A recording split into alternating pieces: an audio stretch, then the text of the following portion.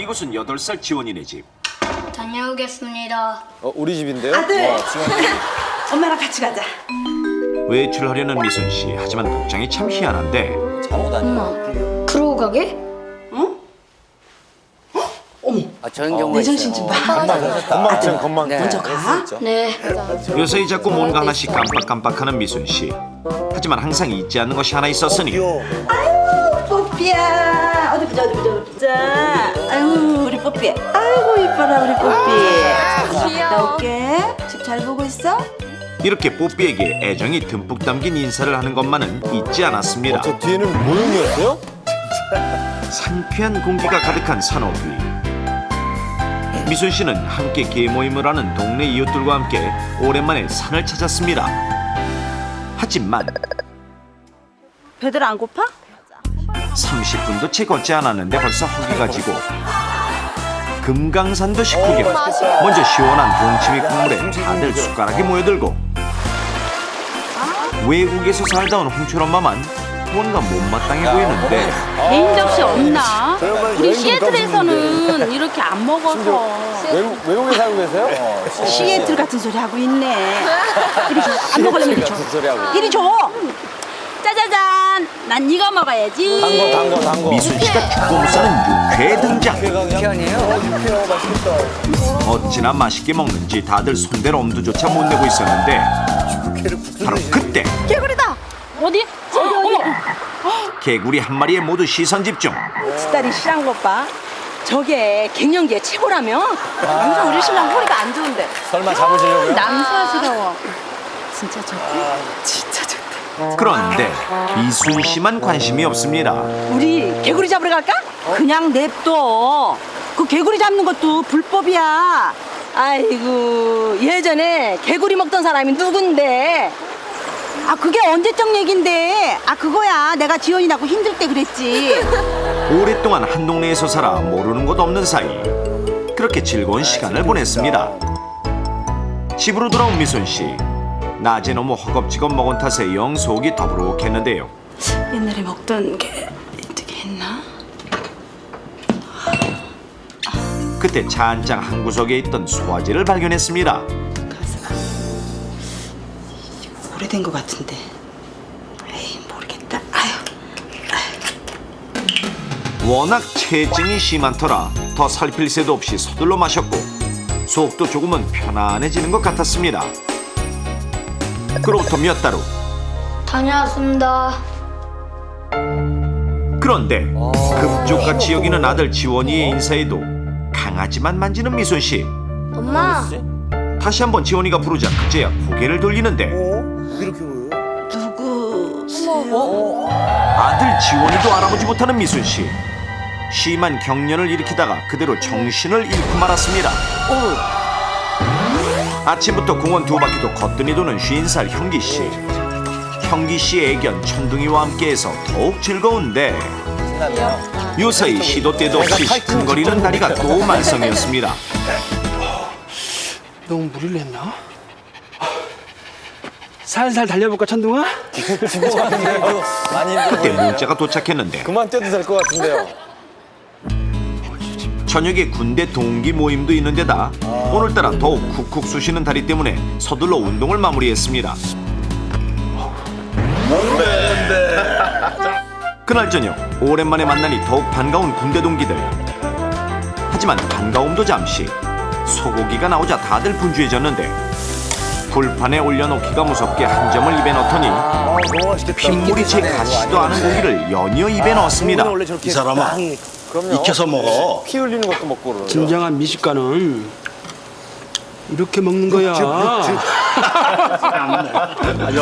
소문난 소고기 마니아답게 형기 씨는 잘 익지 않은 소고기를 쉴 새 없이 먹었고 그렇게 오랜만에 만난 동기들과 함께 옛 얘기를 안주 삼아 술도 한 잔씩 넘기고 먹던 술잔을 주거니 받거니 하며 분위기가 무르익어 가는데 자자자 나의 사랑하는 동기들 주목 주목 아 날이면 날마다 오는 것이 아니야 한 동기가 꺼내든 것은 바로 뱀술인가요? 아니 이거 뱀술 아니야 하지만 형기 씨만 시원찮은 반응인데 우리 뱀술 한 잔 먹자 됐다.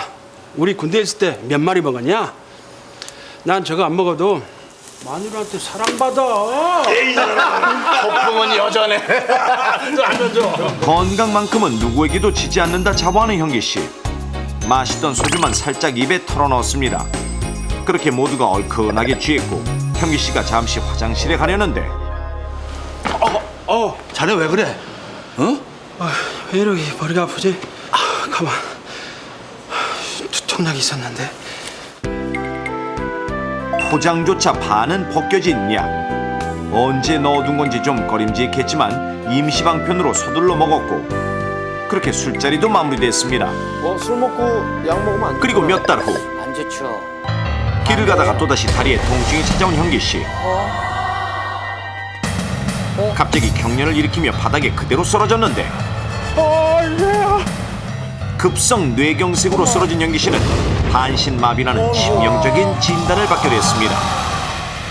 이렇듯 각기 증상은 달랐지만 형기 씨가 반신마비라는 충격적인 진단을 받게 된 원인이자 미순 씨에게 심각한 정신장애 증상이 나타난 데에는 어떠한 공통적인 원인이 있었는데 바로 두 사람이 한 어떤 잘못된 행동 때문에 기생충에 감염된 것.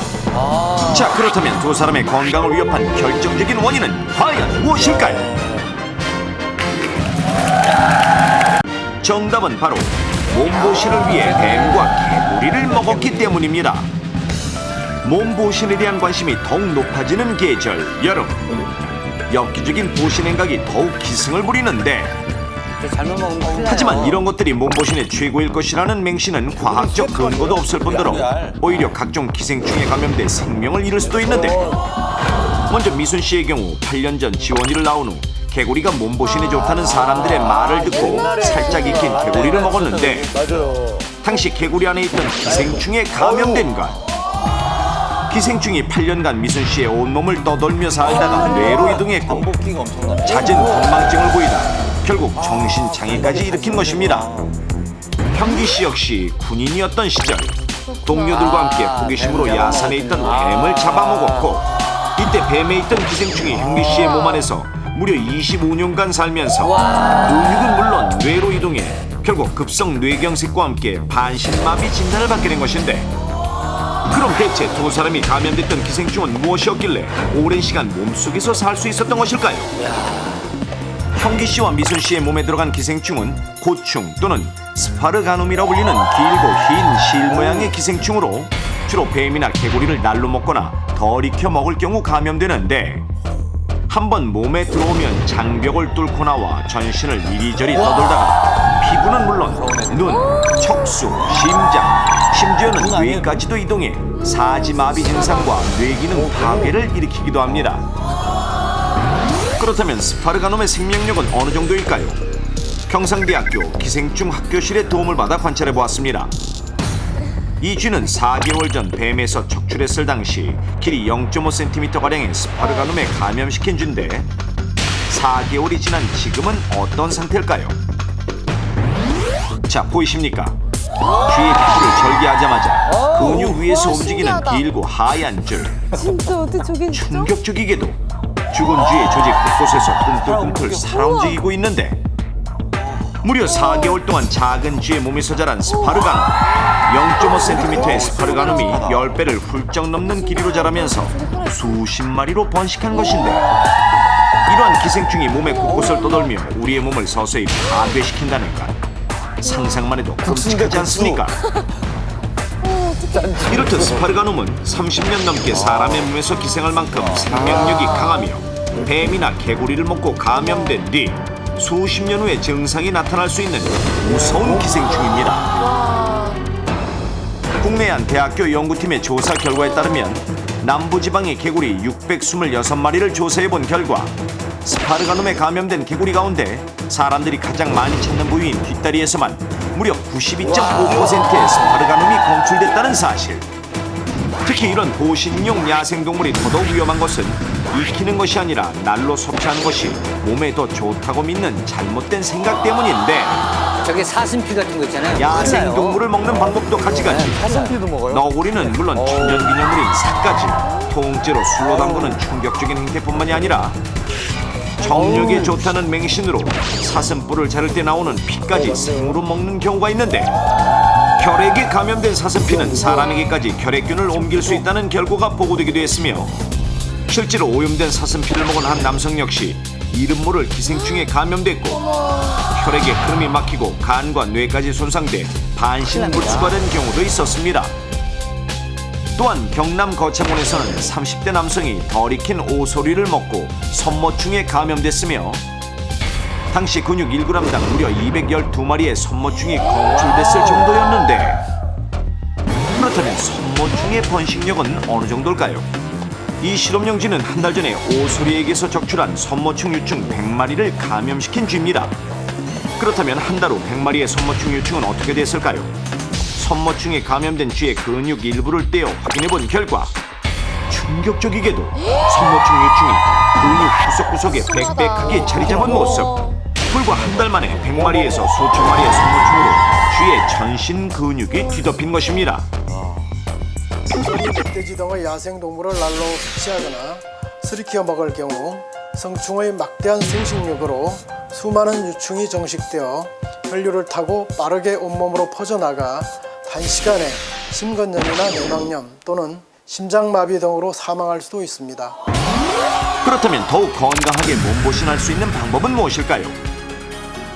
고단백식이라며 선호하는 뱀과 오소리의 경우 우리 몸의 근육과 세포를 생성하고 유지하는 데 꼭 필요한 단백질은 닭과 비계에도 적고 과다 섭취 시 각종 성인병을 유발하는 지방은 닭보다 많은 상황.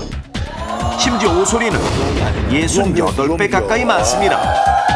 이런 뱀, 오소리 등은 지방 함유량이 패스트푸드보다 35% 이상 더 많기 때문에 오히려 각종 성인병의 위험에 더 쉽게 노출될 수 있는 것. 때문에 단백질과 지방의 함량이 오른 닭이나 정력 증강에 효과적인 알기닌이 풍부한 식품인 굴, 깨 등을 섭취하는 것이 더 좋습니다. 그리고 노화 방지에 좋다며 개구리를 찾는 중년 여성들도 있는데 같은 양의 개구리, 멧돼지, 아몬드를 비교했을 때 아몬드가 멧돼지의 98배, 개구리의 무려 145배의 비타민 E가 함유돼 있어 아몬드를 먹는 것이 훨씬 효과적입니다. 그리고 무엇보다 뱀, 개구리, 오소리 등의 야생동물을 먹는 것만으로도 2년 이하의 징역이나 1,000만 원 이하의 벌금형에 처할 수 있으며 의학적인 효력이 분명하게 증명되지 않은 곰의 쓸개나 비위생적인 사슴피를 먹는 것은 건강을 해치고 양심을 버리는 일임을 잊지 마십시오. 득되려다 독이 되는 몸보신, 목숨을 담보로 계속하시겠습니까?